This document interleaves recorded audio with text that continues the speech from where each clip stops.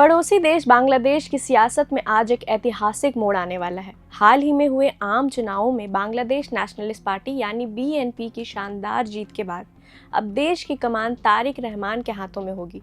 आज 17 फरवरी को तारिक रहमान देश के अगले प्रधानमंत्री के रूप में शपथ लेने जा रहे हैं। शेख हसीना के सत्ता छोड़ने और अंतरिम सरकार के दौर के बाद अब सबकी नज़रें इस बात पर टिकी हैं कि क्या तारिक रहमान की ताजपोशी से भारत और बांग्लादेश के रिश्तों की कड़वाहट दूर होगी। ढाका के संसद परिसर का साउथ प्लाजा आज इस बड़े बदलाव का गवाह बनेगा। राष्ट्रपति मोहम्मद शहाबुद्दीन दोपहर को तारिक रहमान और उनके नए मंत्रिमंडल को शपथ दिलवाएंगे।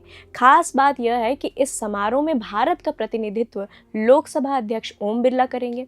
उनके साथ विदेश सचिव विक्रम मिस्री और लोकसभा महासचिव उत्पल कुमार सिंह भी मौजूद रहने की संभावना है। भारत की यह उच्च स्तरीय मौजूदगी संकेत दे रही है कि नई दिल्ली भी ढाका के साथ संबंधों को नए सिरे से परिभाषित करने के लिए तैयार है। अक्सर ये सवाल उठता रहा है कि क्या शेख हसीना की भारत में मौजूदगी दोनों देशों के रिश्ते के बीच रोड़ा बनेगी। इसका जवाब बीएनपी के महासचिव मिर्जा फखरुल इस्लाम आलमगीर ने साफ कर दिया है। द हिंदू को दिए एक इंटरव्यू में उन्होंने कहा कि शेख हसीना की भारत में मौजूदगी बांग्लादेश को भारत के साथ व्यापक संबंधों को आगे बढ़ाने से नहीं रोकेगी। हालांकि उन्होंने एक सख्त मांग भी रखी। मिर्जा फखरुल का कहना है कि शेख हसीना ने मानव अधिकारों का गंभीर उल्लंघन किया है, इसलिए भारत को उन्हें बांग्लादेश को सौंप देना चाहिए ताकि उन्हें दंडित किया जा सके। लेकिन उन्होंने ये भी भरोसा दिलाया कि इस मुद्दे की वजह से व्यापारिक और वाणिज्यिक संबंधों में कोई बाधा नहीं आएगी। खुद होने वाले प्रधानमंत्री तारिक रहमान ने भी शेख हसीना के प्रत्यर्पण यानी एक्स्ट्राडिशन पर अपनी स्थिति स्पष्ट की है। उन्होंने कहा कि यह पूरी तरह से कानूनी प्रक्रिया पर निर्भर करता है।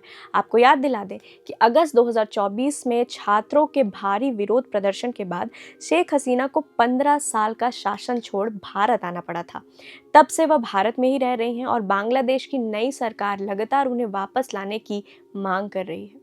अब सवाल है कि भारत इस पर क्या सोचता है। जब भारतीय विदेश मंत्रालय के प्रवक्ता रणधीर जायसवाल के प्रत्यर्पण के अनुरोध पर सवाल किया गया तो उन्होंने कहा कि न्यायिक और आंतरिक कानूनी प्रक्रियाओं के तहत इस अनुरोध की जांच की जा रही है।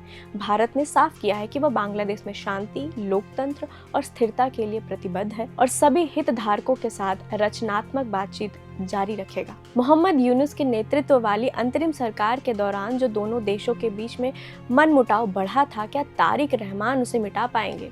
मिर्जा फखरुल के मुताबिक बांग्लादेश अपने हित में परियोजनाओं को तेजी से आगे बढ़ाएगा और भारत के साथ विकास साझेदारी को मजबूत करेगा।